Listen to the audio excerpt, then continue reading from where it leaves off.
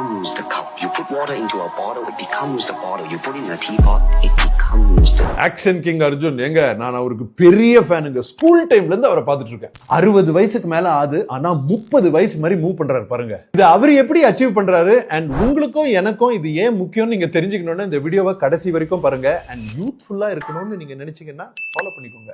ஒரு விஷயம் நான் இப்ப ரொம்ப காமனா பாக்குறேங்க, எல்லாருமே வெயிட் தூக்கிட்டு மூவ் பண்றதை நிறுத்திட்டோம். 8 மணி நேரம் உட்கார்ந்துட்டு தான் இருக்கும். ஃபர்ஸ்ட் எல்லாம் வேலை கொஞ்சம் கஷ்டமா இருக்குங்க, இப்போ கம்ப்ளீட்டா மென்டலா போயிருச்சு, பிசிக்கல் ஆக்டிவிட்டியே இல்ல.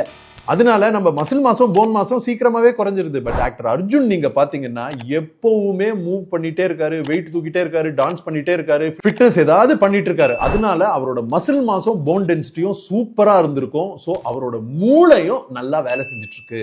ரெண்டாவது பாயிண்ட், டயட். எங்க டிசிப்ளின் இல்லாம கேலரி டெபிசிட்ல சாப்பிடாம கரெக்டா புரோட்டீன் இன்டேக் எடுக்காம ஹோல் ஃபுட்ஸ் எடுக்காம இந்த லெவல்ல ஃபிட்னஸ் எடுத்துட்டு வரவே முடியாதுங்க. கேலரி டெபிசிட்டும் பேலன்ஸையும் எவ்வளவு வருஷமா மெயின்டைன் பண்ணிட்டு இருந்திருப்பாரு தெரியுமா உங்களுக்கு? ஆயில் ஃபுட் எல்லாம் நிறைய சாப்பிடுறேன். I try to avoid it. Hotel food almost totally avoid it. மூணாவது, அவர் ஒரு கோல் வச்சிருப்பாரு. அவர் தூக்கத்துக்கு பிரைம் இம்பார்ட்டன்ஸ் கொடுத்திருப்பாரு. And also weight lifting, strength training and speed, agility, குவிக்னஸ்ல ஃபோக்கஸ் கொடுத்திருப்பாரு.